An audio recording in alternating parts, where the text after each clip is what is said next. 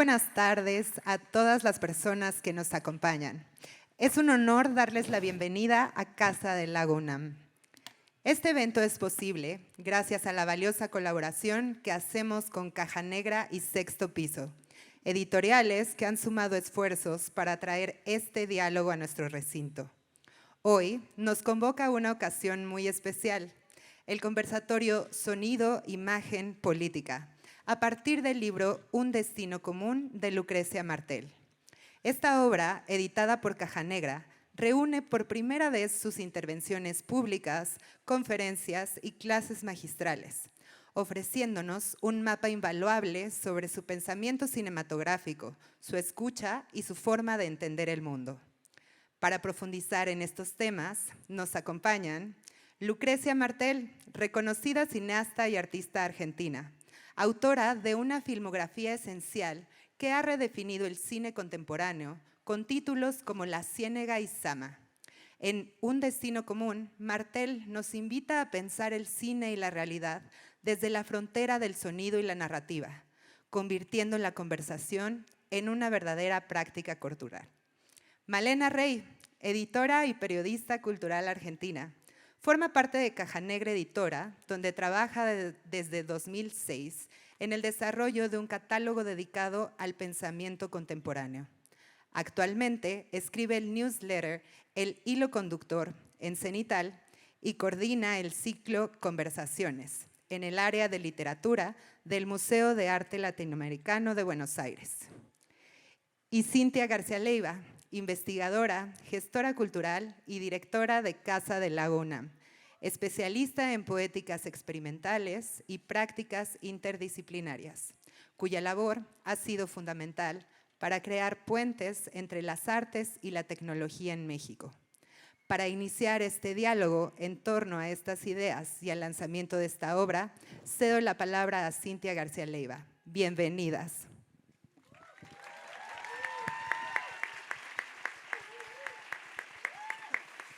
Muchísimas gracias, muy buenas tardes. Gracias, Pilar, a todo el equipo de Casa Lago, de Caja Negra, de Sexto Piso. A todos ustedes por estar aquí. Es un privilegio total reunirnos esta tarde, que la lluvia nos perdonara también.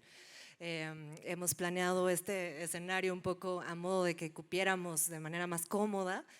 Y eso, pensando en tantas personas que tenemos ganas en México de escuchar el pensamiento de Lucrecia Martel, el lujo, el privilegio que es tenerla aquí en la UNAM y desde luego en la Casa del Lago, y luego acompañadas también de una figura clave en una editorial, Caja Negra, importantísima para pensar nuestro presente desde tantas dimensiones, una editorial que además está cumpliendo 20 años. Muchas felicidades a Caja Negra. Y como sabemos todas y todos, pues el día de hoy nos reunimos para hablar de este libro, o más bien tomar este libro como pretexto en una conversación sobre los temas que reúnen las distintas conferencias que aquí fueron apareciendo y van apareciendo en el libro, pero también nos parece claro un montón de ecos y de trayectorias de la propia obra de Lucrecia. Malena y yo vamos a intentar coordinar algunas líneas, lanzar algunos puntos, pero sobre todo queremos escuchar a Lucrecia, como sabemos que ustedes también. Creo que quizá vamos a abrir, Malena, si te parece, sobre la producción de este libro, para ir entonces puntualizando con Lucrecia algunas cosas, cómo fue hecho, que ha salido a partir de ahí, que tiene unos meses apenas de haberse publicado y por supuesto de estarse presentando en Latinoamérica, y sobre eso vamos hablando. Bueno, buenas tardes, gracias a todos y a todas por estar acá. Para mí es un lujo venir a esta ciudad con este motivo, acompañando a Lucrecia, acompañando el libro. Es un libro muy especial para Caja Negra. Efectivamente, como decía Cintia, estamos cumpliendo nuestros primeros 20 años, ya es una editorial un poquito más madura. Y la verdad es que nos pasa en nuestro trabajo cotidiano de formación de un catálogo, que muchas veces en Caja Negra publicamos muchos libros traducidos, ¿no? Y a veces se nos presenta también el desafío, a partir de nuestra propia curiosidad, de inventar algunos libros que no existen, ¿no? Cuando un editor o una editora identifica que tiene ganas de leer algo que todavía no está disponible, ahí se arma otro proceso creativo muy diferente al de las traducciones, que tienen que ver con ver cómo se armaría ese índice, cómo se contactaría a esa persona para realizarlo. Y la verdad es que surgió de nosotros la inquietud viendo las intervenciones públicas de Lucrecia Martel en distintos ámbitos, el reunirlas, el que se volvieran un material indispensable para subrayar, para que cada una después pueda usarlo para lo que necesite. Y por suerte, bueno, Lucrecia se sumó a esta cruzada, que implicó, bueno, un trabajo primero bastante profundo de revisión y de visionado de todas esas intervenciones, y luego armar un índice que no es un libro, digamos, puntualmente sobre tus películas, no es que hay charlas puntuales sobre cada una de ellas, sino que busca tener una visión un poco más grande de todo lo que a partir del cine se puede conversar, y en ese sentido reúne un arco temporal de charlas que van desde el 2009 hasta el 2025. Entonces, en algún punto está como también el hilo de ciertos temas, se va desarrollando a medida que pasa el tiempo, que vos los vas retomando. Eso es algo que está muy bueno, me parece que queda muy, muy asentado en el libro. Y la verdad es que todas esas reflexiones se expanden con muchas de las preocupaciones que atraviesan el catálogo de Caja Negra, por ejemplo, en lo que refiere a cómo sostener una conversación con nuestros entornos para reparar cierto tejido comunitario a través de la cultura. Y un poco también esa era la idea de este libro, que se volviera una herramienta crítica para pensar juntas. Así que bueno, me parece que lo que van a encontrar en Un destino común es como el pensamiento de Lucrecia se expande, casi como también a la manera del montaje, cómo este libro prolonga su actividad cinematográfica y cómo también se anima a mirar desde otras zonas, ¿no? Más desde los bordes, desde las periferias, no desde el academicismo quizás, no es esa me parece tu forma de arrimar al objeto. No tengo esa formación. No, pero Faltó aparte, formación. no, pero algo que pasa es que el libro, eso que por ahí puede ya empezar a transformarse en una pregunta, ¿no? Vos tus charlas no las escribís, no pasan por el texto, ¿no? Es como más una cuestión de tomar apuntes y ver qué pasa en cada situación pública. ¿Cómo sucede eso? Sí, como hacemos más o menos como un esquemita de lo que uno quisiera hablar, pero no, indudablemente si tuviera que escribir todas las letras, no estaría acá. No, es como algunas ideas. En mi vida cotidiana, como supongo será la costumbre también para muchos de ustedes, uno va anotando cositas aquí y allá y armando como unas ideas. Lo más interesante es cómo los humanos vamos juntando ideas separadas y se va armando una cosa que parece un pensamiento, ¿no? Y bueno, para eso sí, hace falta tomar notas. Pero antes que nada, gracias por venir. Gracias. Y quiero tomar asistencia de algunas personas. Ángela y Iván están. Es poesía. Carrizo, Bárbara, están. Los que nos encontramos ayer en cierta esquina, esos no llegaron. Allá están, muy bien. Lucrecia, uno de los, bueno, todos, uno de los puntos, digamos, el punto de partida de este libro, que nos sirve como pretexto también para esta conversación, es esta idea de entender el cine como una conversación extendida. Y eso es un poco lo que queremos hacer hoy. Y en ese sentido, sin pensar cronológicamente las conferencias que van apareciendo aquí o las conversaciones públicas, sino ideas que están presentes en un pensamiento de largo aliento, me parece que uno de ellos es la relación tan intrínseca que además tú haces muy evidente y recalcas una y otra vez entre el lenguaje y territorio como una relación desde luego política, en un sentido, por supuesto, la oralidad, como platicábamos hace un momento, pero también en el sentido de lo situado, el lenguaje como eso que recupera un territorio y del que se dicen tantas cosas sobre una comunidad que ocupa tal territorio, y el territorio mismo como un lenguaje de habla, de disputa en la palabra. Si nos puedes contar un poquito de estas ideas. Sí, miren, les voy a contar algo de Argentina que yo creo que acá un poco también pasa. Hasta hace 5 años, los que estudiaban para ser locutores o para trabajar en radio, los locutores, ¿no? En una escuela pública de locutores que hay en Argentina, era obligación tener un torno neutro, que en realidad no era neutro, era el de Buenos Aires. Y todas las tonadas, que son bien distintas en Argentina, entre las del norte, el centro, el sur, el oeste, bien distintas, había que hacerlas desaparecer para que haya esa uniformidad, no sé en base, pero tratemos de imaginar qué sentido tiene que toda la gente hable igual. Bueno, esto era una medida profesional. Si uno era profesional tenía que perder las marcas que por alguna extraña razón, que yo no he profundizado sobre eso, en distintas regiones se habla de forma distinta. Y a veces, ¿dónde está el límite entre qué pueblos hablan? Pues supongamos, el otro día me explicaban cuál era la última ciudad de Córdoba, que es una ciudad de Argentina, que cambiaba donde se hablaba como cordobés, y cuál era la primera donde ya, digamos, el pueblo siguiente ya se hablaba de otra forma. ¿Y en el medio qué pasó? ¿Qué había en esos kilómetros que hay entre los dos pueblos?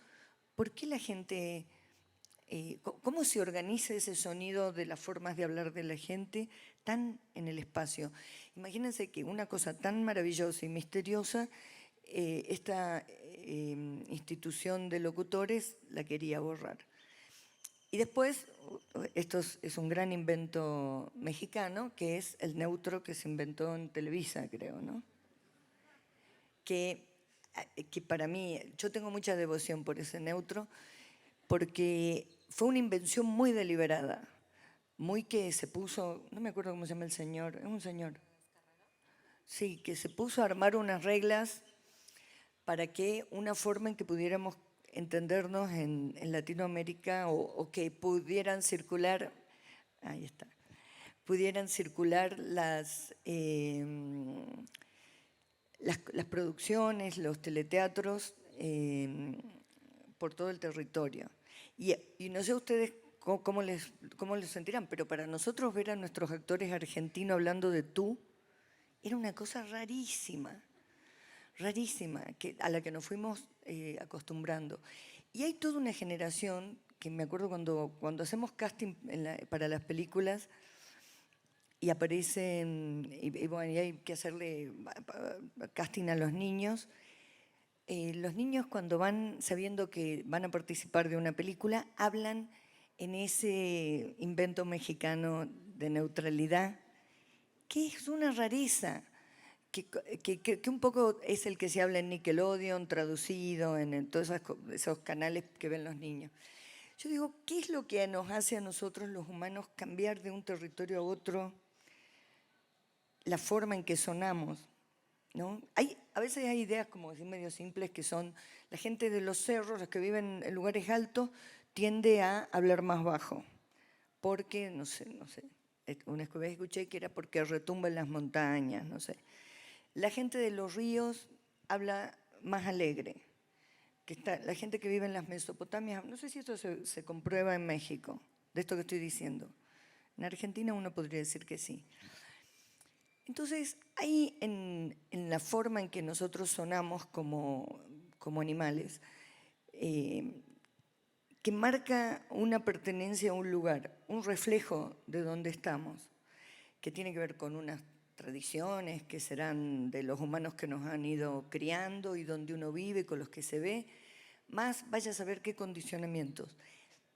Todo ese material sonoro, de una complejidad tan vasta, cuando eso aparece en las... No sé si iba para acá la pregunta. ¿Sí? ¿Pero cuál era más bien la pregunta? Lenguaje territorio. Lenguaje territorio. Bueno, venía bien. No, estaba bastante bien. Bastante bien. Entonces, porque digo, ¿qué es ¿qué es lo que uno hace aparecer en una película cuando habla la gente? ¿No? ¿Qué parte de una narración audiovisual es cuando uno llega? No sé si todos acá están familiarizados que en el cine uno escribe los datos de la escena, de tiempo y lugar, la acción y los diálogos. Bueno, cuando uno llega a los diálogos, es muy difícil ahí acordarse de la materia sonora y lo que uno más activa es el lenguaje, el pensamiento en forma de lenguaje y encima con una cosa muy tremenda que es que las máquinas son precisas, un golpe, una letra, un espacio, todos los espacios miden igual, punto aparte, no sé cómo se llama, ¿sangría? No, un renglón, y toda esa simetría que sucede entre el lenguaje y sus especificidades y sus unidades, más la forma en que la máquina escribe eso, todo eso va haciendo perder la materia sonora. Toda esta complejidad de la que estamos hablando, en un guión empieza a desaparecer, a desaparecer. Todo el pensamiento o el habla se va ordenando en base a un pensamiento que es el pensamiento de alguien que está escribiendo con teclas o con una lapicera. Entonces, digo esto porque cuando nosotros los que trabajamos haciendo cosas con imágenes y sonido, cuando llegamos ahí, a veces nos olvidamos que empieza el gran filtrado de la materia y que la primera partitura sonora que tiene un guión, indudablemente la más compleja que va a tener una película, es la de los diálogos. Entonces, ¿cómo hacer para sustraernos a ese filtro, ¿no? del lenguaje codificado? Aparte, miren esto, cuando uno tiene que dirigir a un actor y uno escucha que un actor dice una frase y uno dice, no es así. ¿No es así qué? ¿Qué le vas a decir a esa persona? No es así, te dice, bueno, no es así. ¿Cómo es? ¿Qué es lo que uno tiene que corregir? Y ahí, todo lo que hay en esa zona, cuando uno entra en ese diálogo, uno no puede ahí salir con la chapa, yo soy el director y se hace lo que quiere. Ahí hay que explicar qué es lo que pasa ahí. Y una cosa que es muy interesante, que no la tiene la máquina cuando uno va escribiendo, ni tiene la cabeza cuando se piensa en los segmentos y en las unidades que tiene el lenguaje, es que el aire necesario para ser un instrumento humano, ¿no? Para que la voz salga, la carga de aire con la que uno va diciendo cada palabra no es tan precisa, porque la emoción hace que o nos falte el aire o nos sobre el aire y todo eso genera un montón de modificaciones en la ejecución del lenguaje. Y cuando escribimos, el aire es perfecto. Todas las palabras terminan perfectamente, los caracteres son perfectos, el aire es perfecto. Y cuando vamos a la zona de la actuación, todo eso empieza a ser un problema enorme. Y les digo esto porque, ¿cómo? Dejo la pregunta para que pensemos después, no sé cuándo, pero ¿cómo hacer sobrevivir la materia del sonido humano en un guión que está escrito y tipeado en una computadora? ¿Cómo vamos a ser capaces de sobrevivir a eso? Los actores son muy geniales porque tienen muchas formas de agarrar eso y transformarlo. Pero ojo, que a veces uno puede arruinar, hasta el actor más entrenado lo puede arruinar con una escritura horrorosa de diálogos. Bueno, eso, no sé si vamos por ahí. Muy bueno.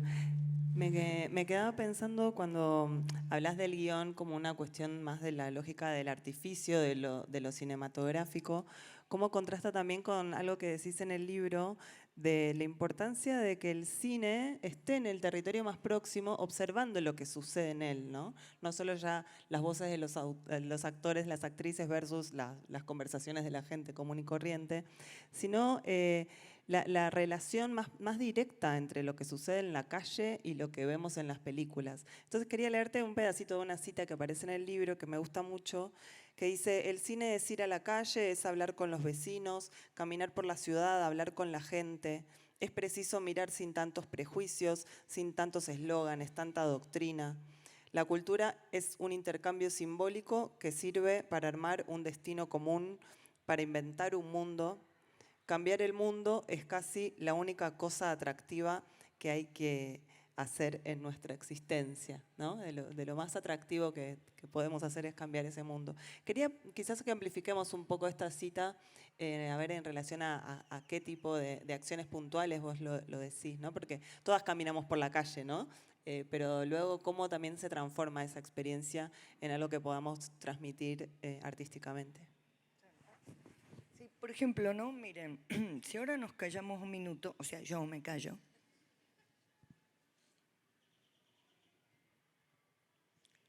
Y uno tiene que reconstruir este espacio, ¿no? Toda la información que nos va llegando, en una cierta cantidad de observaciones que hiciéramos, de venir a este parque y grabar sonido y analizar cada día cómo se transforma, o cada vez que hicimos un registro, cómo se transformó, notaríamos algunas regularidades, ¿no? Algunas cosas, por ejemplo, ese clima festivo que tiene ese sonido, esos niños que gritan, seguramente se repetirían en todas las veces que vengamos al parque a grabar. Y nos cuesta mucho a veces, esto es como un ejercicio, que cada ciudad, y dentro de cada ciudad, cada espacio, tiene una forma de sonar, que por supuesto tiene que ver con los usos y con las actividades de los humanos y de las máquinas. Por ejemplo, yo no sé acá, me pareció escuchar que era bastante ruidoso, no ahora, pero cuando uno está en el centro y anda por una avenida de estas importantes, Reforma, alguna de estas,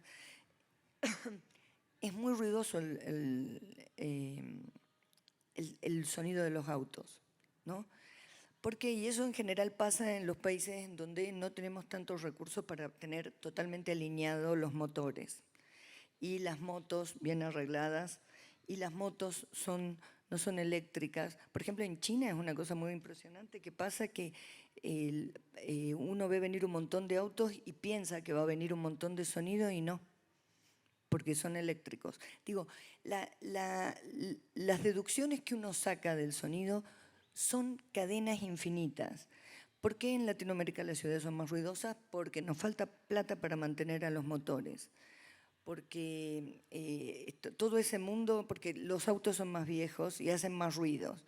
Porque un auto pasa por una loma de burro, por un pozo, y hace una cantidad infinita de ruido porque el auto ya está medio destartalado. Y toda esa sumatoria de sonidos va configurando el espíritu de las ciudades.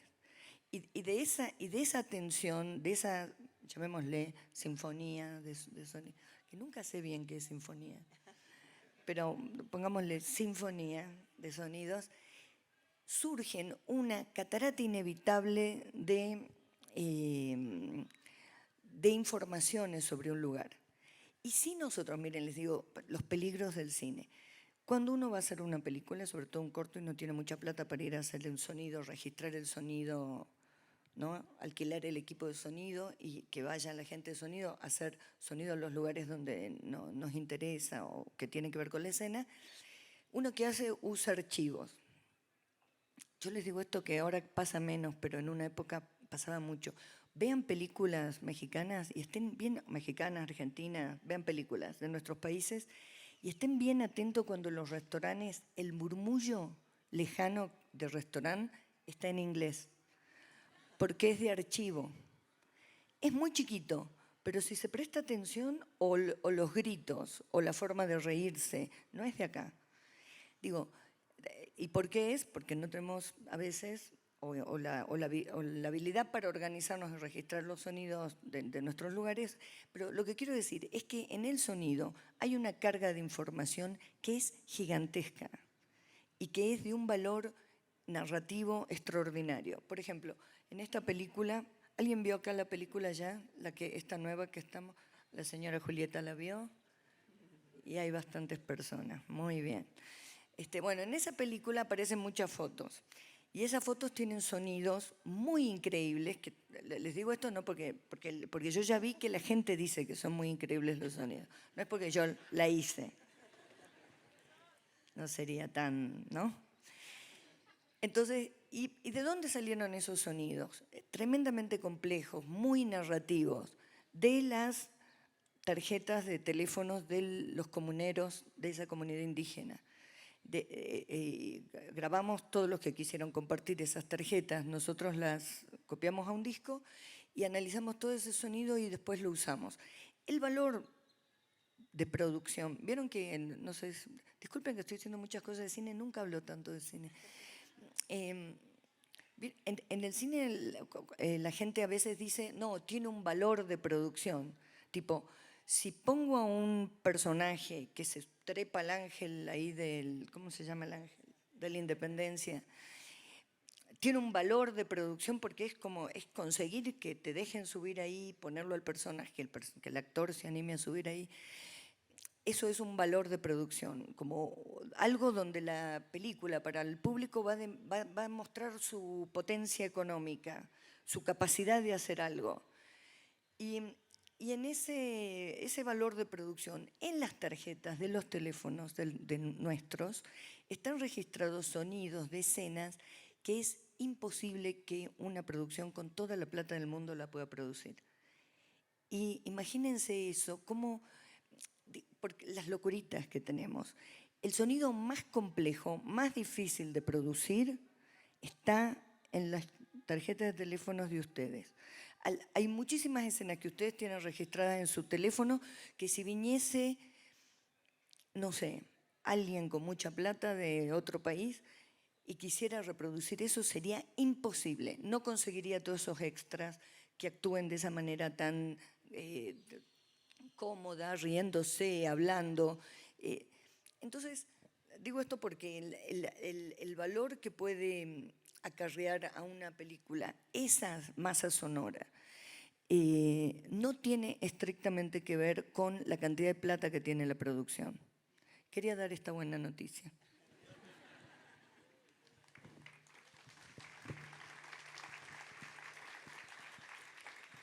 Las muchísimas maneras en que te ocupas del sonido, por supuesto en tu trabajo cinematográfico, pero también en estas charlas públicas que van desde una perspectiva mucho más abierta, casi el sonido pensándolo físicamente, y eso te hace pensar en la posibilidad de lo voluminoso, en la cantidad de capas también, como ya has dicho, que permite intuir una producción sonora, pero también hablas del sonido y el espacio, y hay en fin, hay muchísimas maneras de abordar el sonido en este libro, pero hay una que me parece, digamos, en continuidad con lo último que dices, bellísima también por su potencia política, que es en el sonido sí cabemos todos, todas. Y hay una frase en la que dices, siendo aire el sonido y permitiendo ese sonido ocupar un espacio y permitiendo el sonido además no pensar en un espacio vacío, sino un espacio lleno de comunidades con sus propias lenguas, ruidos y todo esto que acabamos de hablar, es ese sonido el que permite una inclusión de lo común. Y me parece una idea, eso ya decía, más allá de la potencia sonora por el sonido, verdaderamente política, revolucionaria. Es un espacio donde quizá la imagen, al menos la imagen hoy algorítmica, la imagen de lo inmediato, la imagen de lo muy veloz, está en contraposición con algo expansivo, duracional, como también anotas por allí o hablas por allí. Y quisiera eso, que si podemos revisar esta noción de ese aire que nos permite escuchar todas estas cosas al mismo tiempo y nos permite pensar quizá de manera simultánea el mundo. ¿Han visto ahora esto que andan los astronautas? Bueno, ya han vuelto, por suerte. No sabíamos si era verdad o no, que los habían mandado. Bueno, los han rescatado en el mar. cuando en todas esas imágenes uno ve, y aparte mil veces lo van explicando los que hacen la locución de esas imágenes que va transmitiendo Artemis, de esa pequeña capita de color celeste transparente que rodea al planeta. Esa pequeña capita que no sé cuánto tiene, como, no quiero decir un número, ¿que alguien sabe cuánto tiene la atmósfera de alto? Ah, ¿no trajeron esa información? Dios mío.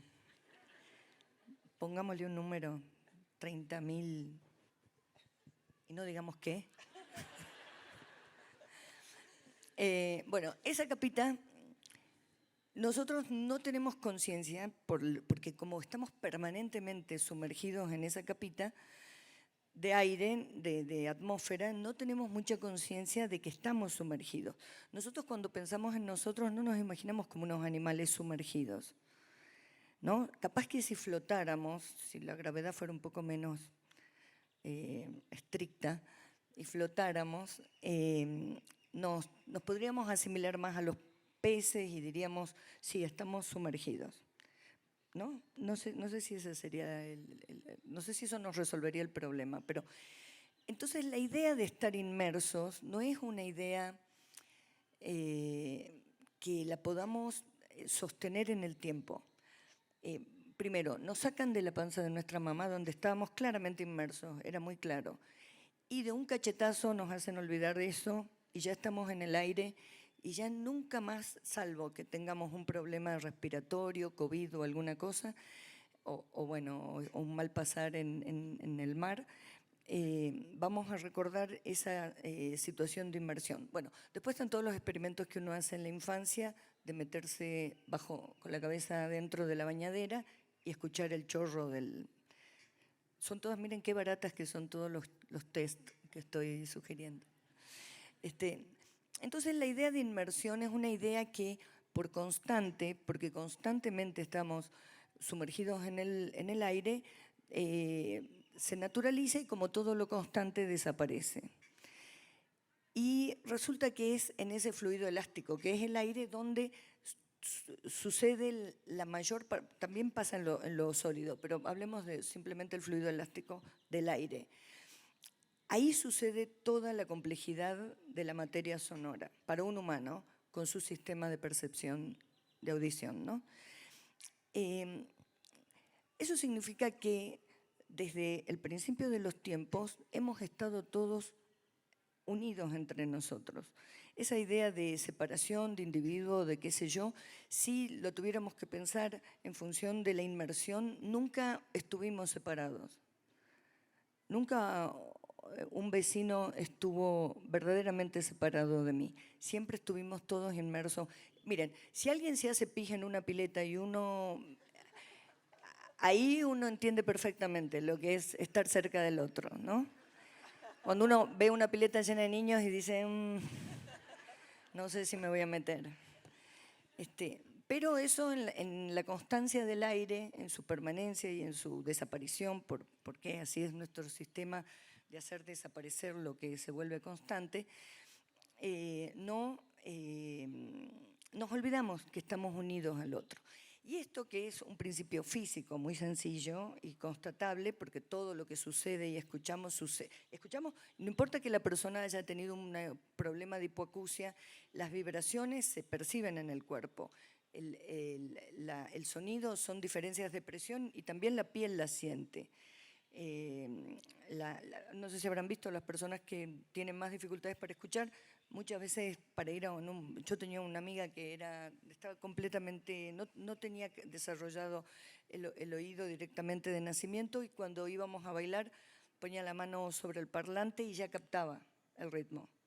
Cada tanto tenía que volver a tocar porque si no, no iba a tener esa constancia, ¿no?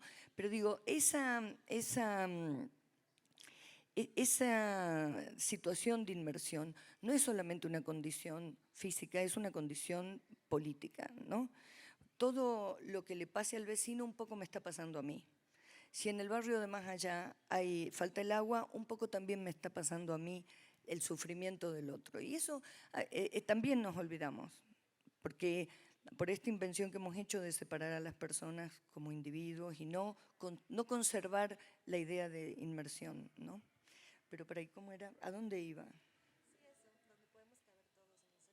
Eso. Y la superposición, bueno, esto hoy es obvio, ¿no? Las infinitas capas de sonido que pueden sonar simultáneamente, no es tan sencillo discernir para un cerebro eso, pero la condensación de información que hay en la información, en el registro sonoro, es infinito. Ah, iba a decir una cosa que me olvidé hace un rato, que era esto de la sinfonía, que como una cosa que a mí me preocupa del cine y que pasa mucho ahora en las series, que es que en la velocidad de tener, supongamos que tengamos el presupuesto adecuado para hacer un buen registro de sonido, en la aceleración de tiempo que es producir algo, siempre se recurre a unas estandarizaciones o a referencias de en tal escena, de tal, supongamos, una escena de una persecución acá en el DF, y vamos a tomar como referencia una persecución en una película norteamericana, que es donde más persecuciones han filmado en su vida.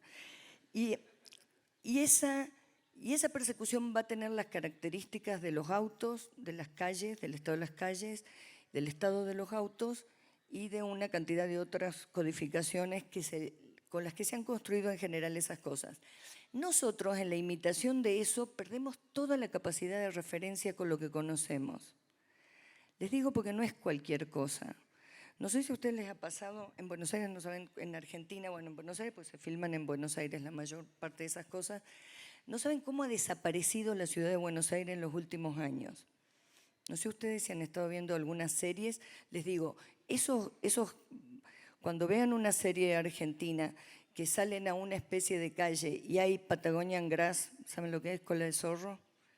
Esas plantas que son como la cola de un zorro, muy de la Patagonia, las tienen. Acá no sé si crecen, ¿no? No. Bueno, eso no es de Buenos Aires, eso es de los barrios cerrados, porque las series se están filmando en los barrios cerrados porque es más barato alquilar una casa en un barrio cerrado, que les encanta la cola de zorro. Está lleno de eso, es como algo como agreste pero cool. Entonces va desapareciendo la diversidad de lo que conocemos, y con la desaparición de la diversidad en el sonido, porque imitamos a la serie gringa, o en la imagen, porque filmamos en los barrios cerrados, que es el canto a la homogeneidad estética, empieza a desaparecer la diversidad del mundo que nos rodea. Y no crean que eso no tiene consecuencias. Eso tiene consecuencias políticas inmediatas. Dejar de entender lo que... Yo tuve una alumna que era de Perú, de Perú, y tenía que filmar en su ciudad y me decía, no, porque Lima es fea.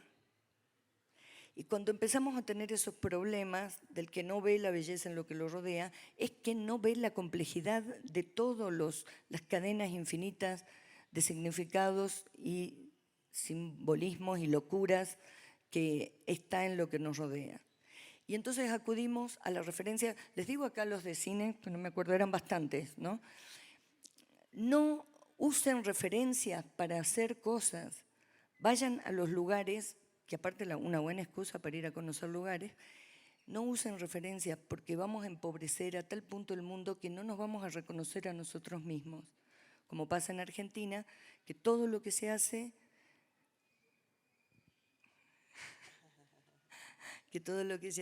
¿de qué son ustedes? ¿Qué hacen? ¿Qué hacen? Díganlo. Cine. ¿Cine? Bueno. ¿Sonido? Ah, miren, ahí están los colegas. Entonces, si no entendemos que en eso tan sutil que nos acompaña hay una cantidad de información sobre nosotros mismos y nuestros problemas. Empezamos a representarnos en las películas con cosas que no reflejan lo que nos está pasando.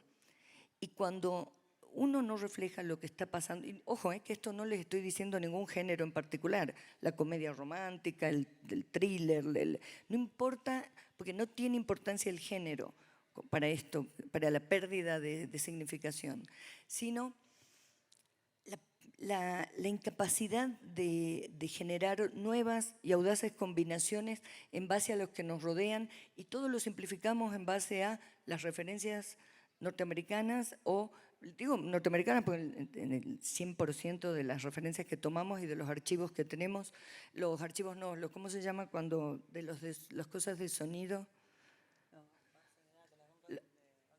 Los bancos de sonido, eso. Todo nuestro mundo empieza a desaparecer en torno a esas facilidades, ¿no? Y, por ejemplo, tenemos que decirle al director de fotografía o a la directora de fotografía que tal escena y la representación para pensar cómo vamos a usar la luz en esa escena, otra vez una escena de una película que puede estar buena, pero digo, y el lugar donde vas a filmar y todo lo que conoces de la luz que te rodea y que implica otras cosas, porque ojo, que la luz significa cuánta contaminación uno tiene, así como el sonido y los motores y el estado de las calles y cuántos baches hay para que determine el sonido de una calle. También con la luz pasa lo mismo, el tamaño de las ventanas que tenemos, la cantidad de contaminación que tenemos en el aire, el tipo de, bueno, en fin, de nubes, en fin, todo lo que hace la particularidad de un lugar. Y bueno. No, igual, muy bueno. Ayer salimos hasta muy tarde. Sí, ayer la verdad que disfrutamos mucho de la nocturnidad de esta ciudad. Sí, estuvimos buscando locaciones. No.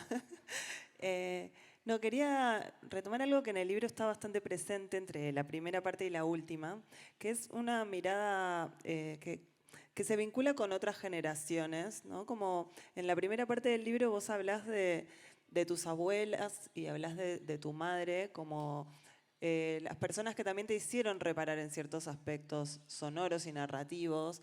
Me acuerdo que hablas de las narraciones que les contaba tu abuela a vos y a tus hermanos para que se quedaran tranquilos en la siesta, o de cómo las conversaciones telefónicas con tu madre te enseñaron algo sobre la lógica de las conversaciones, ¿no? Como otras generaciones que vienen a reportarnos una intuición sobre algo que estamos descubriendo.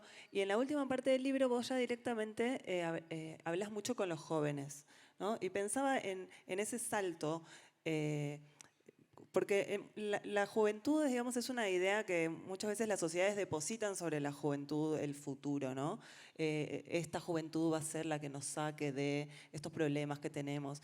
Pero después no hay tanta gente que le esté ayudando a esa juventud a buscar ciertos recursos diferentes para no sumarse a estas tendencias tan estandarizadas a la hora de construir relatos audiovisuales, pero también a la hora de pensar colectivamente cómo salir de la crisis en las que estamos muchos de los países latinoamericanos.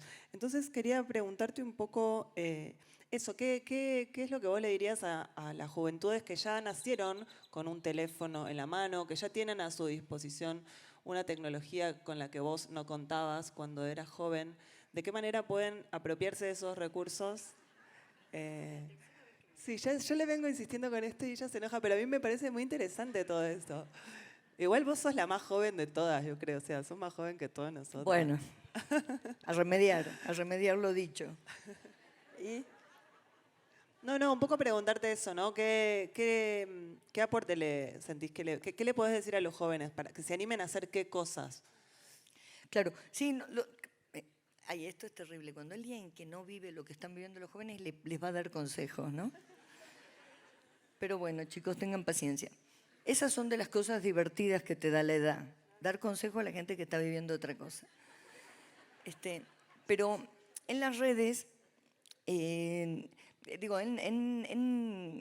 bastante notable y constatable, con una pequeña observación, que de una manera muy acelerada se ha ido achicando nuestro espacio de conocimiento digamos, nuestro espacio de circulación. Miren qué curioso cómo una cosa muy mala trae una consecuencia buena. Cada cosa mala que diga voy a decir una buena, para no deprimirlos. Pero vieron que el empobrecimiento de las naciones latinoamericanas, hablemos de nosotros, ha generado una cantidad de trabajo no registrado que entre esos los que más han proliferado son los Rappi, todos los de delivery en bicicleta o en moto y los de manejo como Uber. Si va a parecer que nos sponsorean. Y otras marcas. Bueno, fíjense cómo, curiosamente, por eso digo que todos los consejos que uno da, siempre en la realidad se puede verificar ya un signo de salvación. Todos esos trabajos que señalan una caída de la calidad del empleo porque no son empleos registrados, porque, en fin, no tienen todos los beneficios que suele tener el empleo registrado, curiosamente esa gente está recuperando el espacio y el encuentro azaroso con el otro. O sea, les digo esto para que miren con más respeto a toda esa gente que está recuperando algo que todos estamos perdiendo en grandes cantidades, que es recorrer el espacio urbano, recorrer el espacio. El uso, esto me imagino que a todos nos pasa, usamos el teléfono para ir de un lugar a otro lugar y los dos lugares los conocemos, pero igual marcamos en el GPS, en el teléfono. Sobre todo los que manejan, una cantidad de recorridos que hacemos mirando la línea celeste, no sé, del GPS y no tanto tratando de reconocer lo que nos rodea. Bueno, todo eso va generando una contracción del espacio percibido por nosotros. Sí, si no hubiese venido sucediendo esa contracción del espacio, hubiera sido imposible la restricción de salida en pandemia. Que ustedes creo, no sé, acá no fue tan terrible, ¿no? ¿Cuánto les duró? ¿Meses? ¿Año y medio? ¡Ja! Igual que a nosotros. No fue tan estricta. Ay, no saben lo que fue allá. El encierro en el que nos metieron a nosotros. Y así estamos, ¿no?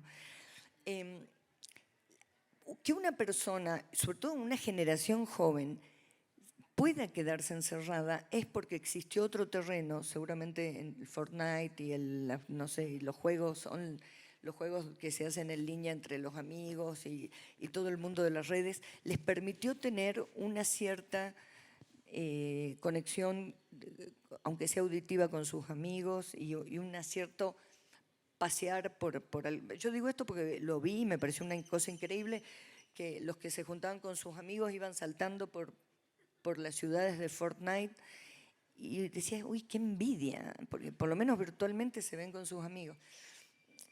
Bueno, todo eso es una cosa, una especificidad de nuestra cultura en los últimos tiempos.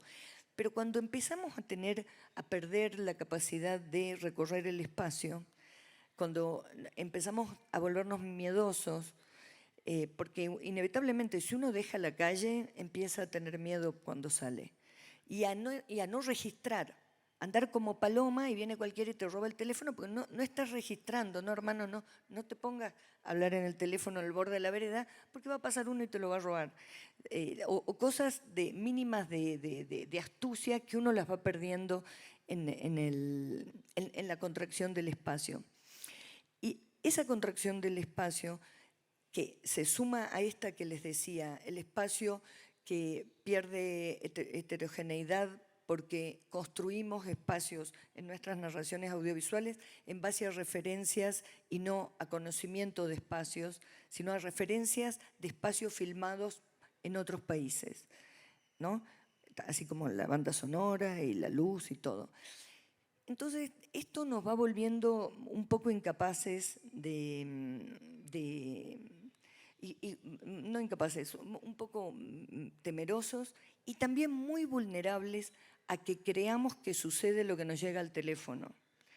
que esto es muy peligroso. En medida en que se contrae el espacio, la información sobre el afuera no llega por el teléfono. Y cuando eso sucede, piensen que, no sé cuál será el promedio de edad acá, pero imagínense esto, de 20 para abajo es posible que todo lo que hayan consumido desde su nacimiento, en forma de pañales que sus padres les compraban o por las redes o no sé, toda la información que hay de ustedes, de los que tengan 20 años, se los digo a los que tengan de 20 años para abajo, está todo el consumo temporal de todas las edades está ya registrado de alguna manera como información sobre ustedes, disponible para cuando sea posible analizar todos esos datos. Eso significa que de una enorme parte de la población, que aparte es la población que políticamente cada vez va a tener más trascendencia, hay perfiles completos de consumo que para muchas empresas se asocian con lo que uno es, que no sabemos si uno es lo que hace en las redes o lo que consume. Quizás somos mucho más que eso. Sin embargo, esa información es la que cada vez nos va a calificar más como individuos. Los datos disponibles en la red. Y les digo esto porque es muy impactante saber que nuestros sobrinos, hijos, los que tengan de 20 para abajo, ya están perfilados, la información está disponible sobre ellos casi completa. De algunos de nosotros en nuestra infancia no hay las fotos de cuando nacimos, ni de la escuela, porque no las subimos, no había Facebook, no había Instagram. Bueno, todo eso hace que la posibilidad de alterar nuestra percepción sobre lo que nos rodea a través de los medios es altísima. Entonces, una forma, miren qué buen consejo, que esto no sé si los padres van a estar contentos, una forma política de recuperarse políticamente es callejear. Salir, que a veces los padres, me parece que está saliendo demasiado, quizás ahora sea un dato de salud, salir demasiado.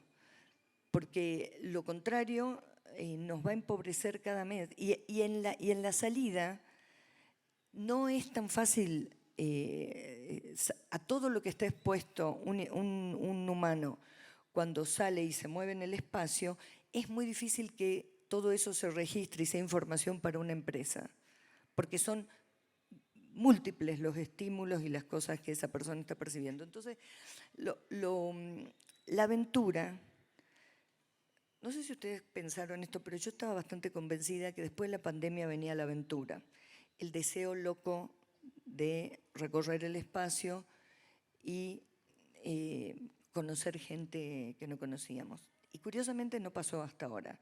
Y por eso daría la impresión que hay que hacerlo como un apostolado, callejear. Recuperar la calle, contactarse con la gente que uno no conoce de manera azarosa. Porque también todas las aplicaciones de ir a conocer gente, ¿no? Todas las Tinder, Grindr y también los Instagram y todas las cosas donde uno puede ir a encontrarse con alguien del que ya tiene información o la información que ha declarado, que después puede ser una sorpresa. Pero entonces todo eso, la generación de ustedes, los jóvenes, esa generación va a tener que ver cómo lidiar con eso, cómo recuperar la aventura. Porque si no, políticamente vamos a estar complicados cada vez más. Y imagínense qué valor va a tener la democracia con unos ciudadanos que están perfilados desde nacimiento por empresas cuyos objetivos son de empresas, no son no es, sí. Claro, tienen sus desventajas económicas, de manejo, de manipulación, de lo que sea. ¿Y cuál era la parte buena?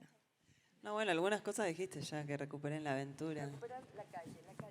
Sí, eso, el que no le gusta mucho, oblíguese, salga en los horarios de día para si le da un poco de miedo, hasta que vaya agarrando de a poco el atardecer y luego finalmente la noche.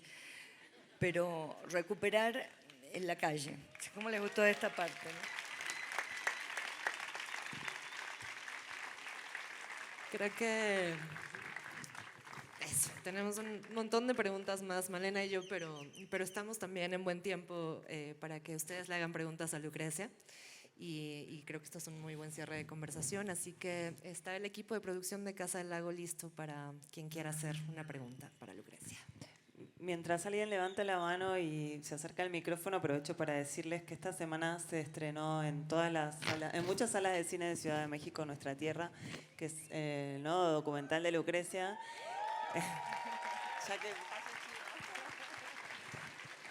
no, que es una película increíble y que comparte con el libro mucha búsqueda, porque bueno, los años en los que estuvimos haciendo el libro coincidieron con el cierre de un proceso muy largo de 14 años de trabajo en el documental.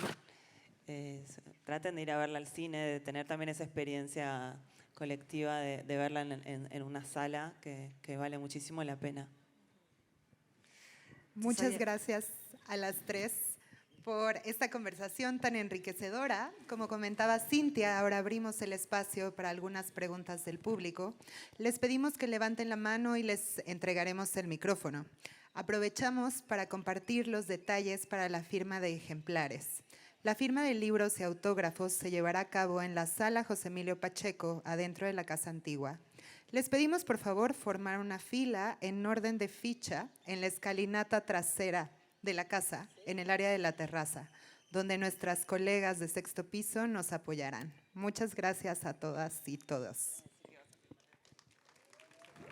Igual yo ya me comprometí, voy a filmar hasta el último libro, así que no se peleen.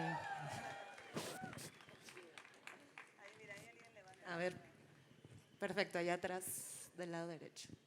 Hola. Hola, Lucrecia, soy de Tucumán, así que gracias por traer nuestra escena acá también. Hoy soy activista gorda y entrevistaba a la primera activista gorda de la Ciudad de México que comenzó en los 90 y ella me decía, ahora la tarea es de ustedes, yo ya activé desde los 90 hasta acá, tienen que tomar la posta. Nosotras gritamos de los 90 en adelante, ahora tienen que gritar ustedes. Y lo que yo le pregunté es que como juventud, si se puede decir con 32 años juventud, Sí, se puede. Ah, va. Es que tengo la sensación de que gritar entre tanto ruido virtual perdió sentido y no sé cómo gritar para que nos escuchen, ¿no? Y ante eso, ¿qué tenés para sugerirnos? Sí, miren, yo creo que el fenómeno de participación política a través de likes o de enojos en las redes, lamentablemente, que las redes que parecía que iba a ser para conectarnos, finalmente es para lo que significa redes, ¿no? Tenernos atrapados ahí horas. Entonces, me parece que la forma, hay una satisfacción que uno puede observar en la militancia de redes que se contenta con muy poco, ¿no? Me enojo con tal cosa, me enojo. Caritas. Bueno, me voy, listo, me voy a hacer mis cosas. Y ya siento que participé. Y es verdad que hay participación también en eso, digamos, sobre todo la política, que ahora también se rige mucho por eso, cuando les viene el aluvión del comentario en las redes negativo, para esa gente también le significa. O sea que no digo que eso no tenga su valor y su importancia, pero lo que me parece es que que tenemos que intentar de volver a los grupos, y a las acciones en el espacio, que te digo, no soy una gran experta en cómo se hace eso, digamos, mi gran militancia política en el espacio es el cine, entonces no sé cómo se hacen con otros tipos de organizaciones, pero yo creo que hay que volver a darle importancia a juntarse en una casa y tratar de organizar acciones y eso, recuperar la posesión, poseer el espacio. Fíjense que todo esto que han hecho de Artemia, han gastado millones, es porque, y han visto esas fotos que se ve la luna en colores. Bueno, los colores son para detectar metales que, pobre la luna, en cualquier momento le van a llegar todos los extractivismos que sean rentables. Y el color azul era para detectar, no me acuerdo qué, cadmio, el color rojo para detectar hierro. No es que la luna tenga ese color, sino que esos son los colores con los que están identificando los lugares de mayor condensación de minerales. ¿Qué significa? Que se está mapeando la luna para un futura extracción. Bueno, frente a esa forma de uso del espacio, que además del capital concentrado, ¿no? Nosotros tenemos que oponer la conquista del espacio nuestro, la calle, el barrio,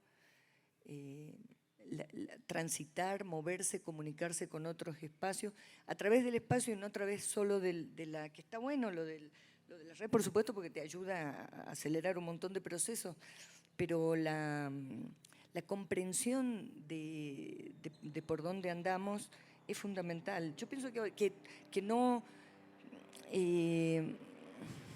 miren, Scott Bessent, ¿cómo es? No, nosotros sabemos todos esos nombres, la gente no están tan pendientes de todos los ministros de Trump. Nosotros sí, porque cogobierna con nuestro presidente.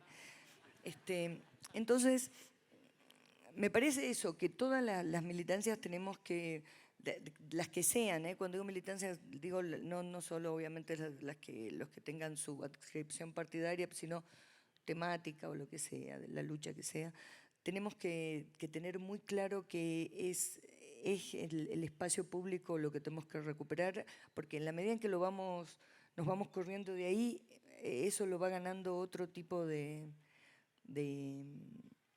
control, ¿no? Y no sé si esto te va a ayudar. Encuéntrense en la calle, chicas, vayan a caminar por ahí. Aparte, caminar juntas es más seguro. Hola, Lucrecia. Yo acabo de regresar de Estados Unidos de hacer mi doctorado en inteligencia artificial y justamente algo que notaba ya es que la gente ya no sale a las calles, entonces ya nunca puedes escuchar otros acentos, nunca puedes escuchar otras voces, y eso yo lo noté como muy, que te restringe demasiado, ¿no? Solo escuchas la voz del teléfono, y ahora que he vuelto a México sí me he dado cuenta que esa capacidad de salir a las calles sí te hace sentir más, ¿cómo decirlo?, como conectado a los demás, digamos, en esta idea de la inmersión. Pero bueno, aparte de esto, lo que quería preguntar muy puntualmente, si tú en la realización de tu última película encontraste algún uso que te permitiera realizar algo que previamente no podías realizar de la inteligencia artificial generativa, o si tú le ves algún potencial en cuanto a la creación y la apertura de estos espacios que nos permiten percibir cosas. Sí, yo sí siento que sí lo usé. No, si lo usaste, sino porque ahora creo que se está utilizando mucho para sustituir o para agilizar, pero más allá de eso, tú como creadora, si ves alguna capacidad que te permite o alguna potencialidad que a lo mejor antes no tenías y que ahora con estos modelos puedes tener. Miren, yo creo que la tecnología no es inocente ni es una cosa que uno decir, no, es una herramienta más. No es tan así, son cosas sobre las que tenemos que pensar muchísimo, no para restringir su uso, sino para intentar que usemos la herramienta y no la herramienta nosotros, como naturalmente está construida para esa función, ¿no? A mí me parece que es un poco mecanicista decir esto, pero considerar que uno es un sensor de una infinidad de estímulos que cuanto más aleatorios, más complejos van a ser, y que esa riqueza de lo que cada uno de ustedes percibe cuando se mueve y anda con determinada gente, y cada vez que se aventura a conocer gente que no conoce, a hablar con lo desconocido, a conocer espacios que no se conocen o recorrerlos que uno pueda recorrer con una mirada mucho más atenta. Esa capacidad de censar lo que nos rodea es extraordinariamente valiosa. Si nosotros nos entregamos a que los estímulos y las observaciones vengan a través de empresas que son muy pocas, que están generando esos productos como los LLM, las inteligencias artificiales, que ya bastante mentiroso es, ¿no? Que no, todos ya creemos que son inteligencia y todavía no existe la inteligencia artificial. Bueno, en la medida en que comprendamos la enorme complejidad de percepción que cada uno de nosotros tiene y cómo se potencia y fortalece cuando intercambiamos nuestras percepciones, nuestro sistema de percepción y intercambiamos información fuera de los marcos restringidos por empresas, porque ninguno de ustedes, ni yo, ni por supuesto ni nadie en el mundo, está en una red, o bueno, salvo los que son ya muy nerd, que andan por no sé qué cosas, redes que son más por ahí difíciles de acceder para el común de la gente. Todos estamos circulando y conectándonos y conociéndonos a través de lo que nos permiten empresas. Entonces tenemos que tener mucha conciencia de eso, porque todo eso, a esa enorme potencia de censar el espacio en todas las dimensiones, sonora, imagen, las estamos simplificando a lo que unas empresas permiten que eso recorra, ¿no? Entonces, la rebeldía, miren, yo pensaba que en pandemia la gente, los jóvenes iban a ser los primeros en escaparse por la ventana. Y eso no pasó. Y cada vez más la conciencia sobre nosotros mismos, no importa la edad que tengan, vamos a tener que agudizarla, porque, digamos, no sé qué reflexiones, o si se habrán hecho reflexiones en los distintos grupos de jóvenes sobre esa no fuga durante la pandemia, ¿no? Que por supuesto estaba el mandato restrictivo que decía, sé solidario, quédate en casa. No sé cómo era acá. Quédate en casa, sé solidario, ¿no? Menos mal. Bueno, no se puede ser solidario encerrándose. No existe. Eso es una construcción paradójica que solamente puede enloquecer a una persona. Protegiendo la propia salud no se puede ser solidario. Por supuesto que acá va a haber algún médico que me diga, pero es que no tengo la menor idea de lo que es una pandemia. Es posible, pero sí sé lo que es un desastre político y es lo que pasó, ¿no? Creer que la solidaridad se puede ejercer encerrado y comunicándose a través de información, que es a través de empresas, es una locura. Y en un momento se esgrimió en Argentina era increíble, sé solidario, quédate en casa. Contra esas formas de la demencia política tenemos que reaccionar, ¿no?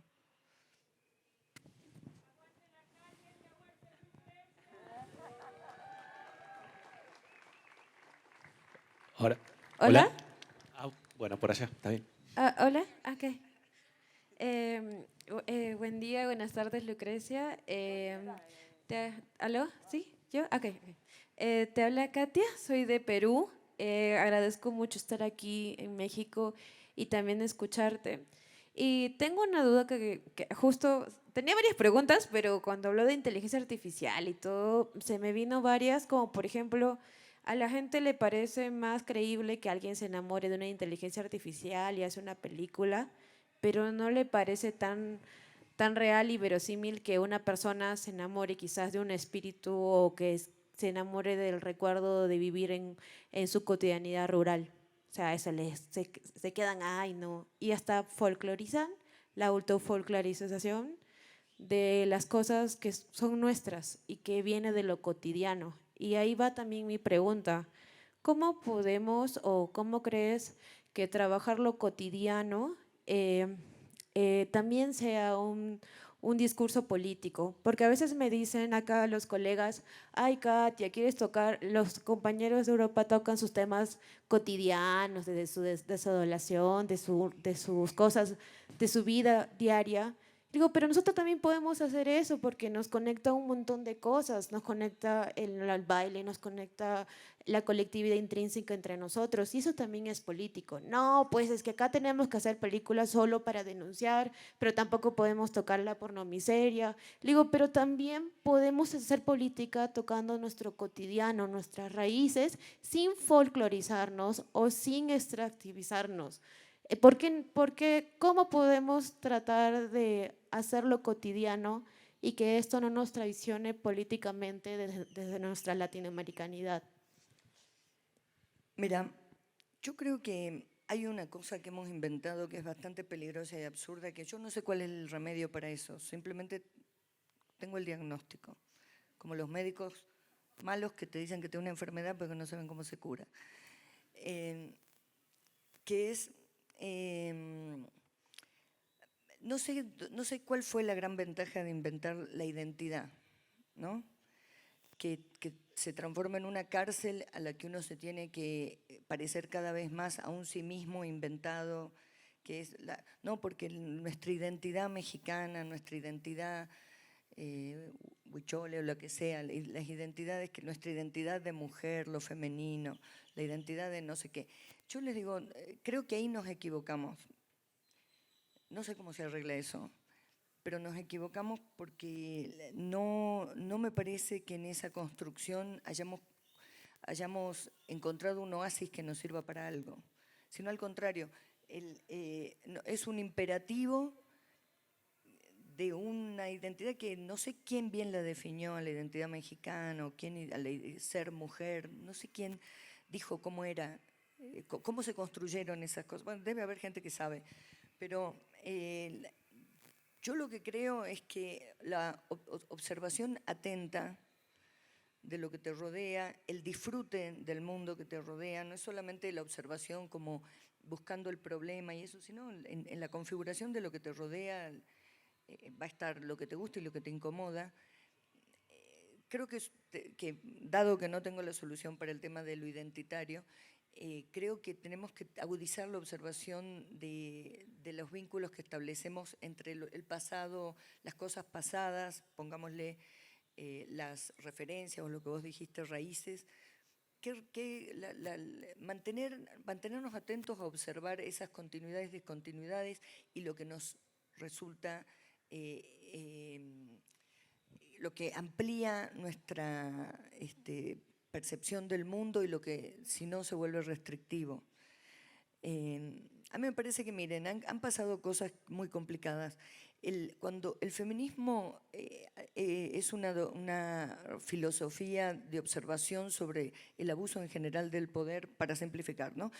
El abuso del poder y una práctica inmediata para ver cómo deshacerse de eso, ¿no?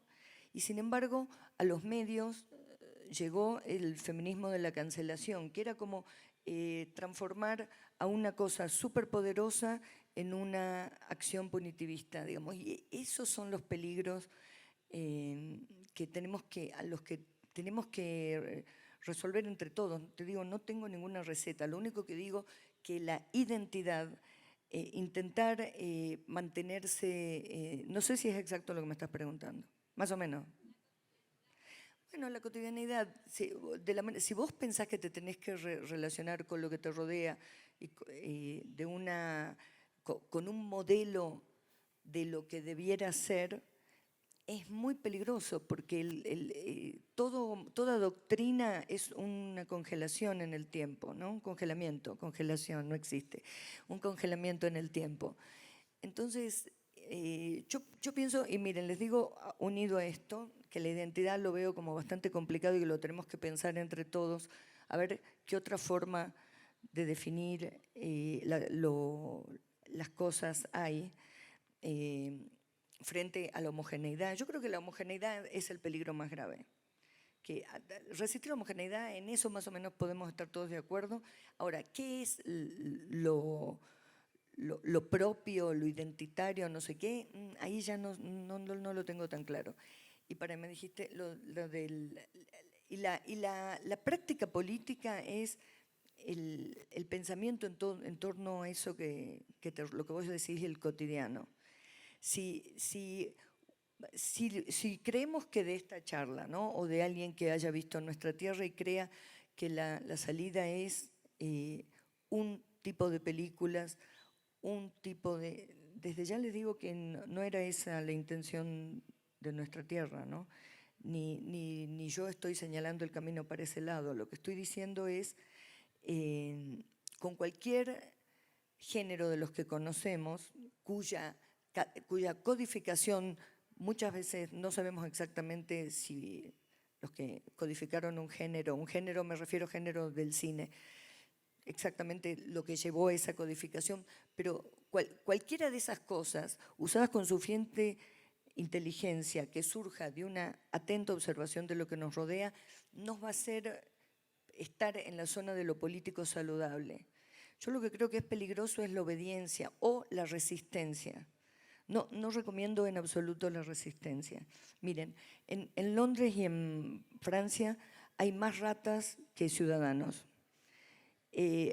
Las cantidad de cosas que desde épocas inmemorables se han inventado para matar las ratas, la cantidad de venenos que se han y trampas para eliminar las ratas es infinito.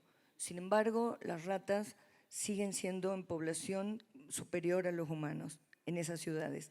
Y esas ratas, ¿vos pensás que su supervivencia se debió a la resistencia? No, sino encontrar la fractura y ver cómo seguir viviendo en medio del desastre. Que vengan y te implanten en una ciudad y dentro... Bueno, yo pienso que esos bichos, las alimañas, son las que nos dan una buena lección de lo contrario a la resistencia.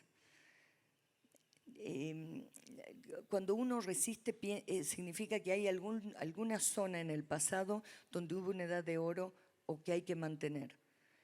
Y yo pienso que esa no es un buen camino, que frente a eso, frente a la resistencia, a la fractura, ¿no?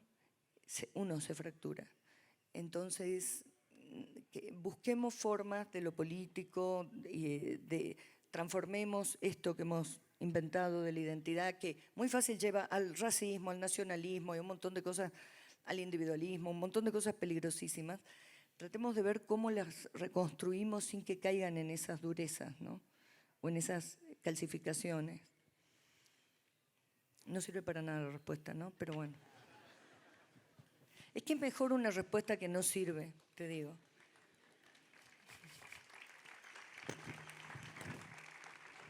Hola, buenas tardes. Gracias a todos por traerte acá, Lucrecia.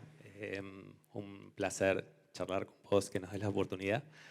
Y ya que estás acá, te quería preguntar algo y meterme un poquito, o saber un poquito de la cocina. De la cocina cuando haces el sonido en tus películas, que es destacable. Y ya que estoy acá, te lo voy a preguntar. Y porque hay un trabajo que ya conocemos todos, que es súper nutritivo, ¿no? Y te quería preguntar eso, si sale desde los guiones, ¿cómo escribís esos guiones? ¿O sale desde el trabajo? Bueno, sé que trabajas con Guido, Manu, yo también trabajo con ellos, son geniales. Hasta una vez me obsesioné y le pregunté a Manu, ¿cómo es ese sonido que está en Sama que hace... que va creciendo, no me acuerdo ese nombre? ¿Cómo se te ocurren esas... Shepperton. Eso. ¿Cómo se te ocurren esas ideas y si las plasmás o salen en el proceso? Voy a tratar de no responderte la total verdad para que no te decepciones. Bueno, quedémonos con la fantasía. Así que, no. Mira, muchas cosas las encuentro en YouTube y me gustan tanto que me pongo a pensar en esas cosas. Te digo, a veces es así. Ni siquiera la calle, que tanto estoy diciendo ahora. Pero mira, te digo algo. El sonido no es un... Yo no soy la loca del sonido cuando hago una película. A mí el sonido me sirvió antes. Me sirvió cuando tuve una cierta conciencia. Miren, hay una cosa que le pasa a cualquier salteña, voy a decir. Acá tenemos dos salteñas. Muy bien. Debe haber más. Ahí tenemos una tucumana. Bueno, Salta es una provincia que está al norte de Argentina. Si uno... ¿qué era que iba a decir? Pará, del sonido. Mira, uno recibe una educación en la que esto ya lo dije ayer, me da vergüenza. Bueno, este es un momento que pueden ir al baño los que estuvieron ayer, lo voy a repetir. Si uno analiza la educación que ha tenido, que a veces hay que ponerse un poco a pensar cómo uno fue educado, porque también en entender esa educación también vas a comprender los límites y lo que le falta de esa educación. Si vos pensás que tu educación fue tan buena, una forma de evaluar la educación es cuando con tu educación salís a la calle y cuánto te permite entender lo que está pasando. Sí, ahora todos nosotros tenemos un problema que salimos a la calle con nuestra educación y no entendemos lo que nos está pasando. Vemos lo que pasa en el mundo y nuestra educación no nos permite entender lo que está pasando, ¿no? Cuando eso sucede, hay que analizar cómo fue nuestra educación, hecha, invertida con los mejores recursos que pudo conseguir nuestra familia para educarnos. En ese esfuerzo de integración a la sociedad a través de la escuela, la universidad, el colegio, se crean una infinidad de límites con las mejores buenas intenciones, que es que mi hijo o hija tenga las mayores herramientas posibles para que salga adelante en el mundo. Pero después te pones a analizar, mira, te doy el ejemplo de mi ciudad. Yo recibí una educación y cuando salí a la calle no entendía cómo era Salta, porque en mi educación no se hablaba de comunidades indígenas y lo que permanentemente podéis ver en Salta cuando andás por el centro, vas al mercado, es la presencia de lo indígena en millones de cosas, ¿no? Con formas de organización del espacio, personas, formas de hablar, en fin. Entonces, eso que no entendés es ahí donde uno tiene que prestar atención. Lo exacto que no entendés es donde empieza a marcarse la zona de lo que hay que indagar sobre uno mismo, ¿no? Lo que uno no comprende o lo que cuesta mucho ver. Entonces, en mi educación, que fue católica, que en mi familia no es muy practicante, más bien diría nada practicante, pero bueno, los argentinos somos todos católicos de aire. Salvo algunas familias que no. De aire la educación pública te llevó hacia lo cristiano católico. En esa educación la idea de verdad y la luz, es decir, ver, ¿no? Ver, para eso es la luz, para poder ver bien. Y cuando ves, con esa iluminación ves la verdad, son unas ideas que están muy fuertes en la religión nuestra. Y se vuelve muy peligroso eso, por esa asociación de la visión y la verdad, y esa asociación de esa idea de que tu vida es como una línea y en un momento que va a terminar va a haber algo que te diga si viviste bien o no, ¿no? El juicio final. Todas esas estructuras que uno dice, bueno, esto a mí en el día a día no me... Eso en el día a día nos organiza de una manera atroz y nos limita muchísimo. Entonces, para mí el sonido fue una forma de escapar de esa educación que yo había tenido, que les aseguro que es la que han tenido la mayor parte de los que están acá. Entonces, ¿cómo el sonido para mí fue la herramienta para encontrar alguna llave para escaparme un poco, de a ratos, de esa educación? Y cuando funciona la llave, logro estar en un mundo muchísimo más grande que el que me enseñaron o me permitieron mi educación ver. Entonces, ¿y por qué esto es así? Porque el sonido te puede llevar a alterar muchos, o yo de la manera que lo usé, alterar concepciones acerca del tiempo, no confiar tanto. Les digo, ahí estoy muy desordenada, pero voy a tratar de ser clara. La línea de tiempo es exactamente idéntica a la línea de la visión, ¿no? El presente y el futuro, atrás el pasado. En un timeline, la película empieza y termina cuando termina el timeline. Todos esos esquemas que son tremendamente poderosos y efectivos son terriblemente limitantes para pensar.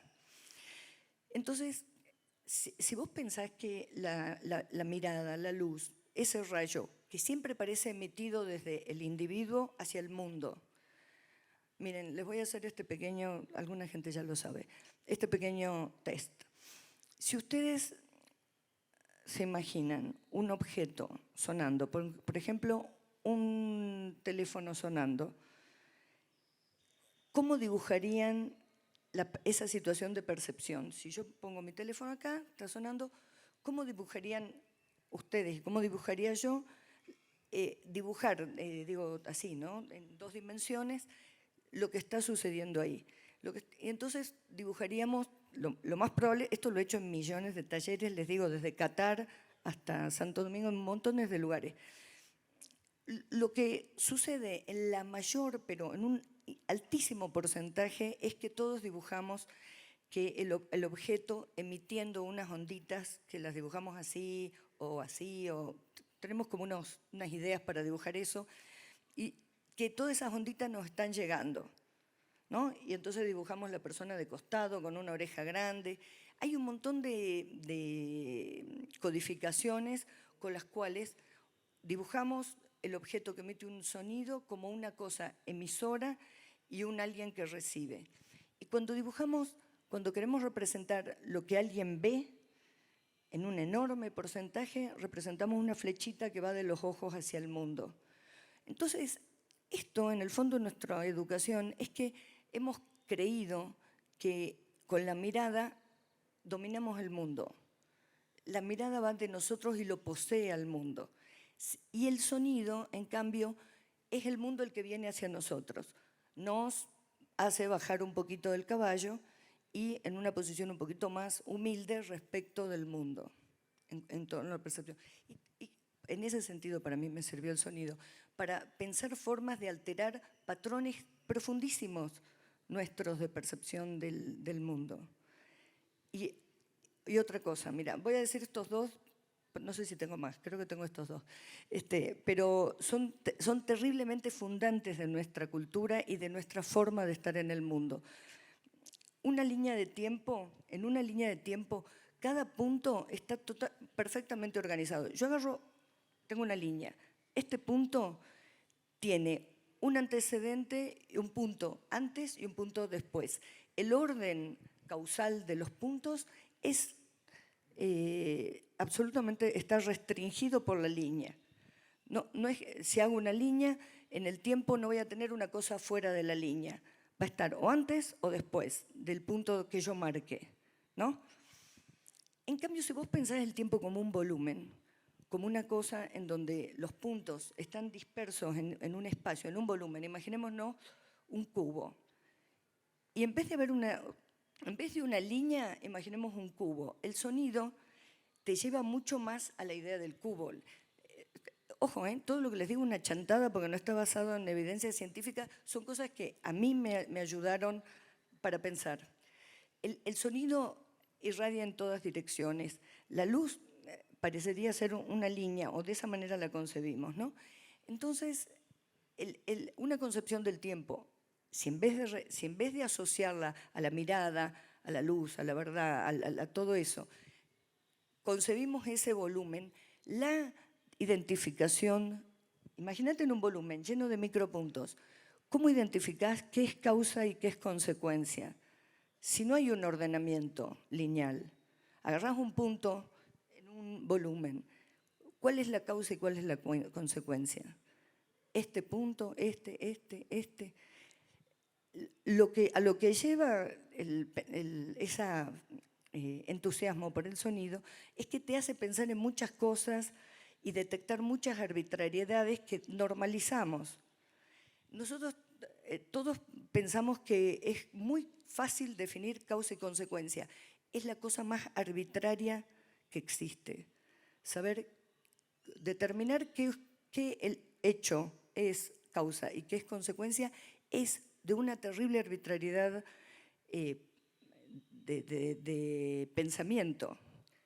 ¿En base a qué vas a decir esto es causa y esto es consecuencia? Entonces, pensando mucho desde el sonido, te altera patrones culturales que no importa si que no es que te altera patrones culturales para siempre, sino que te permite cada tanto salir de la jaula y decir, ah, era otra cosa, podía ser otra cosa. Entonces, para mí el sonido me sirve mucho más antes que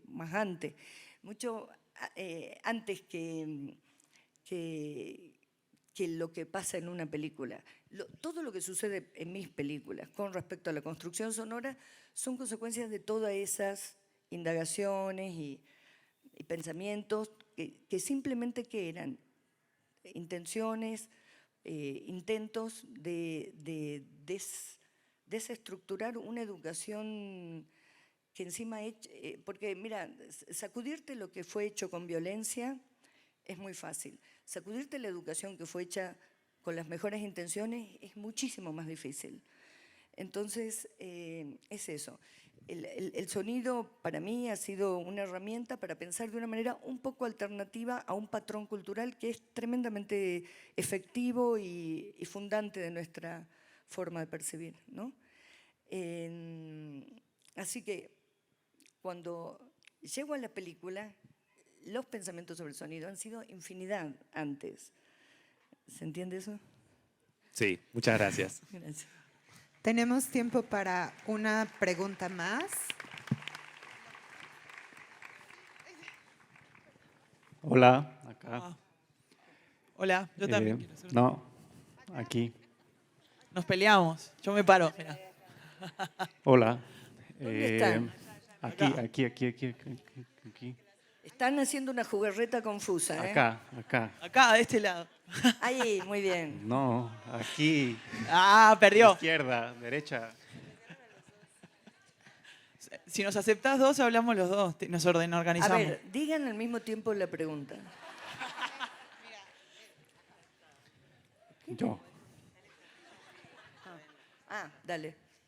En alguna plática que diste, que vi, mencionabas que habías hecho animación cuando empezaste a hacer cine, ¿no? Sí. Y quería ver qué de eso todavía se recupera en tus películas, si sí, cómo, y si no, pues ya, ahí quedó. Bueno, le vamos a contestar primero él porque es varón. Sí, es verdad. Bueno, mira, en la animación para mí fue muy bueno ese comienzo porque cuando en la forma que se estudiaba animación antes que haya computadoras, qué terrible tener que decir esto, era que el sonido óptico, no sé si todos tienen presente que cuando uno agarra una cinta de celuloide, el sonido, todos tenemos, ¿no? La cinta de celuloide que pasaba por unas máquinas y hay un cuadrito que va representando un 24avo del movimiento, como si sacáramos 24 fotos, las ponemos en la cinta. Digo esto para los que no sean del cine. Esa es una cinta de celuloide, es eso. Bueno, el sonido en esa tecnología se ponía al costado y era una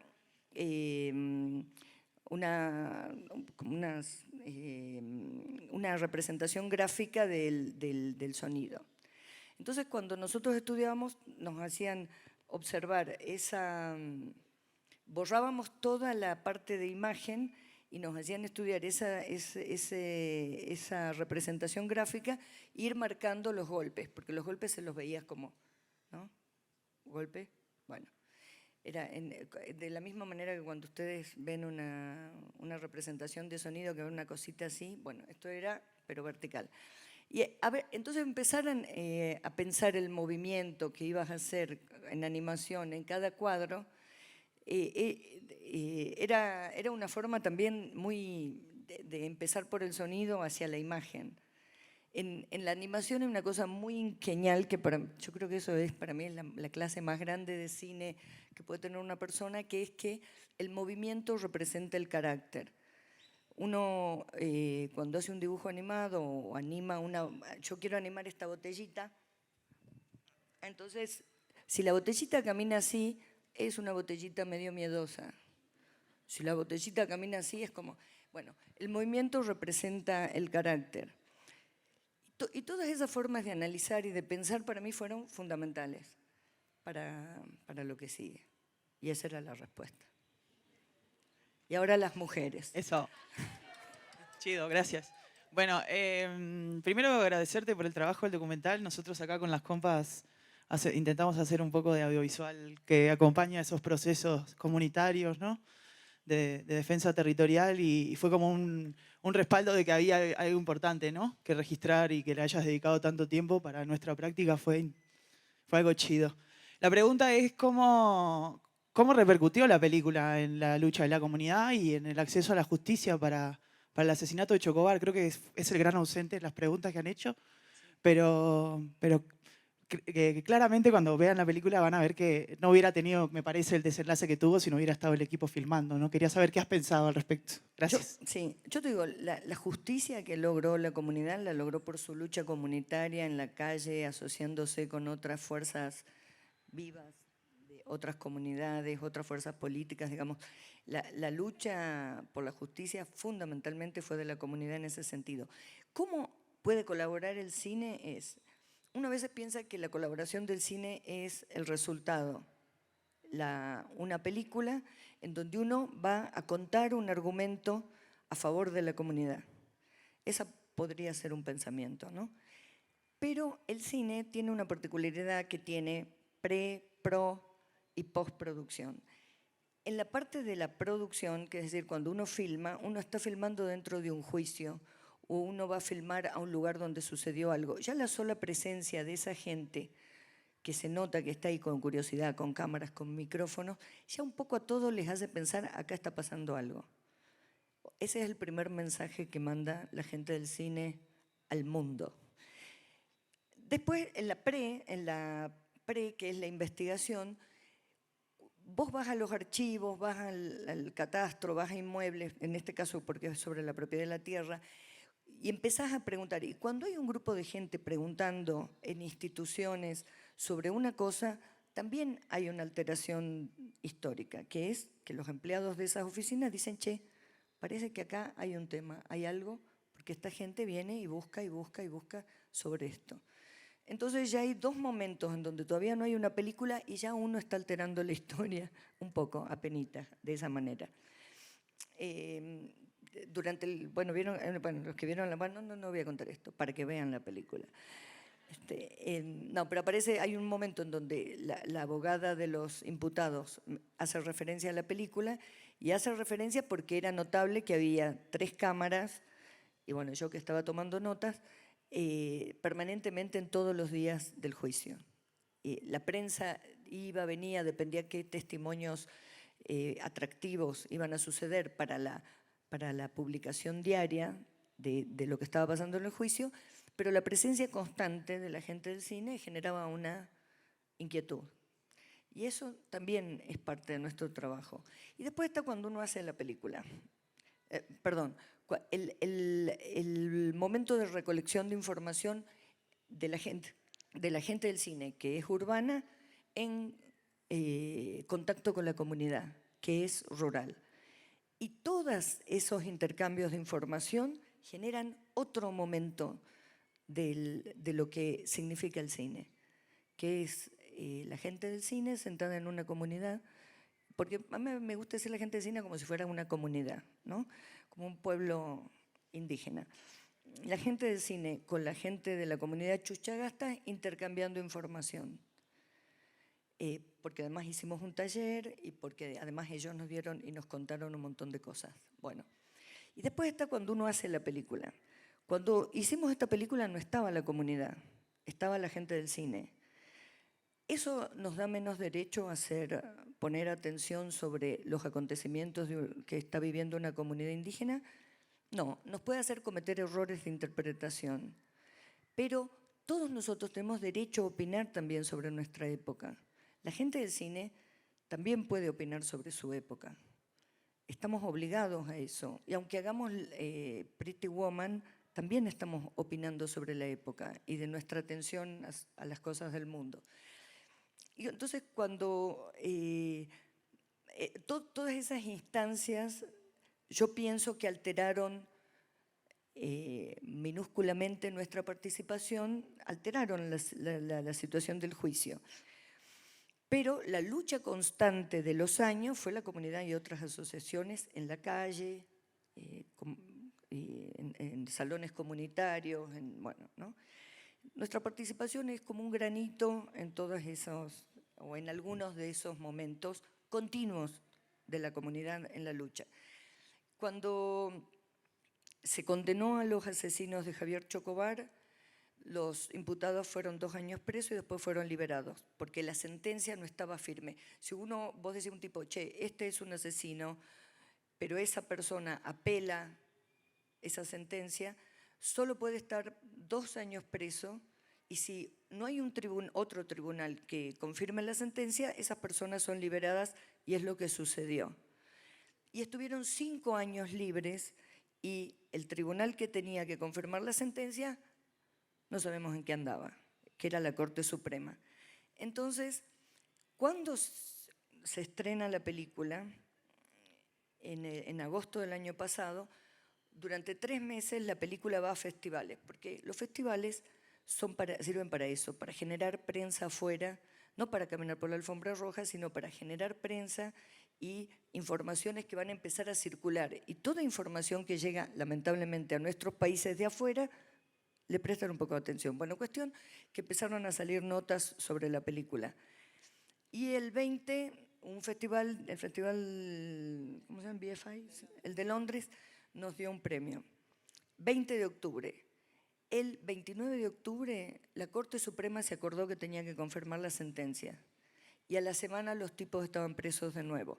¿Es el cine el que provocó eso? No, nosotros quizás a través de la prensa, que es otro factor asociado al cine, a las películas, logramos que la Corte Suprema se acuerda que había un papel sobre el que tenía que tomar una decisión. Seguramente nadie me lo confirmó esto, pero digo, me parece bastante, por las fechas, bastante posible. Entonces, ahora, después, ¿cómo las repercusiones íntimas de la película en la comunidad, que por supuesto fueron los primeros en ver la película? No sé cuáles van a ser, porque desde que vimos juntos la película en un cine hasta hoy, yo hay 2 meses que no estuve casi en Tucumán. No estuve en Tucumán. Entonces, durante este año supongo que recogeré las conclusiones de eso. Pero ya te puedo decir que la película logró poner en un montón de discusiones, en ambientes universitarios, en escuelas, en ambientes profesionales de instituciones sobre cuestiones sociales, qué sé yo, a poner otra vez el tema de lo indígena en la agenda. No convirtiéndolo en gran tema del año, pero volviendo a observar eso, a hacer foco en algo.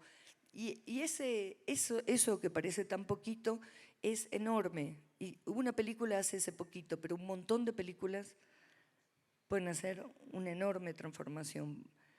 Así que eso.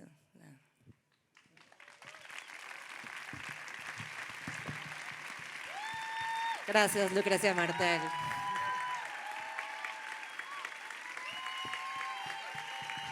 Gracias. Gracias, Malena, también. La firma de libros comienza del otro lado de la casa. Gracias por acompañarnos. Agradecemos nuevamente a Cintia, Lucrecia y Malena por su visita a la UNAM, así como a Caja Negra y Sexto Piso por hacer posible este encuentro.